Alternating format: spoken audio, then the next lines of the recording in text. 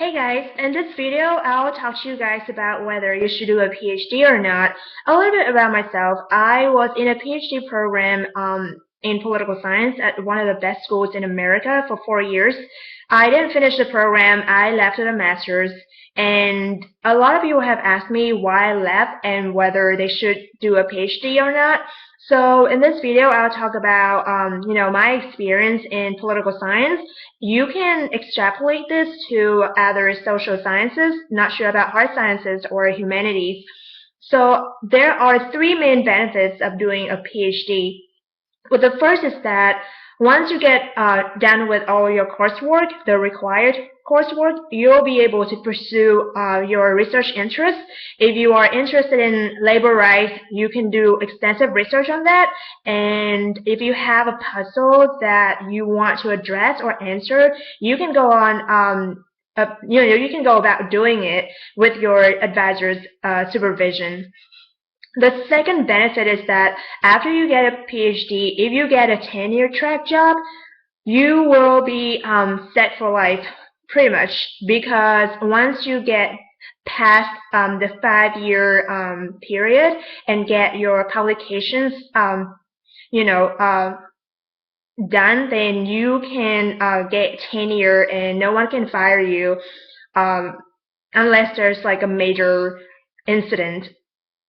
And the third benefit is that, it's very prestigious. People look at you differently when you tell them that you have a PhD or when you are doing a PhD. And I think that in the US, only 3% of the population are, doing a PhD program, or they have a PhD. So you'll be among the elite. Well, but in order to have those three benefits, you need to take into account five main factors before you decide whether you want to go that path or not.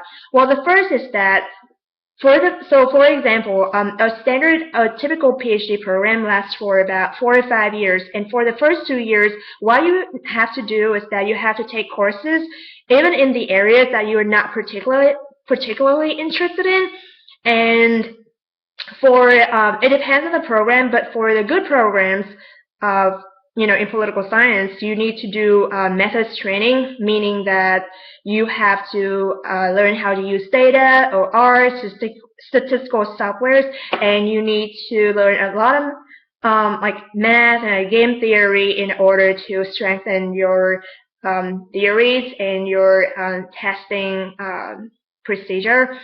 So yeah, I mean, decide for yourself whether you want to study those methods, because I know a lot of people are not, really interested in math or statistics. The second thing is that you need to think about whether you can conduct your own research without much supervision.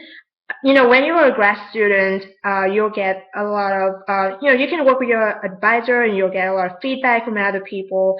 But once you graduate and become like a professor, then you need to think about your own research questions and work on it independently.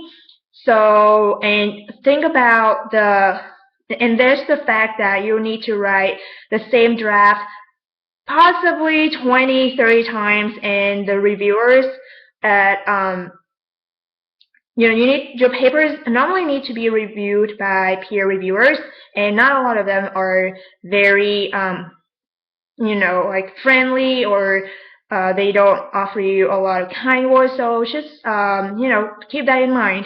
The third thing is that the publishing process can be very stressful and discouraging. So in order to get tenure when you are a professor, if you work at a research university, then you need to get a certain number of publications in a certain in high-ranking journals. So, but in order to do that, you need to get your papers reviewed by other people in the field, and a lot of them can be very harsh on your papers as well as your theories. they so just be so there's people say that in academia or in like research you need to be what is it? You have to have a thick skin because when other people tell you like mean things or when they criticize you, you can stand your ground and you don't give up. And then the next thing is that you need to think about the job market for academia because right now it's very competitive. So, for example, when I was in the PhD program, like people were talking about this not very well-known university. There was this one open position, and about 200 people applied for it, and only one would get accepted. We don't know who it was. I didn't ask, but it's the same for a lot of institutions.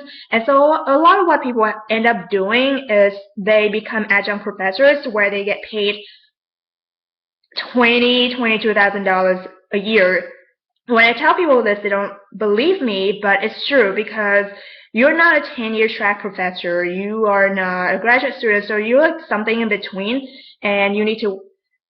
The amount of money that you get depends on the number of courses that you teach, but at the same time, you need to focus on your research in order to, apply for a job, and so a lot of things compete for your time, and it's not a guarantee that you'll get a tenure track position in the future. And so what a lot of people end up doing is they go outside of academia.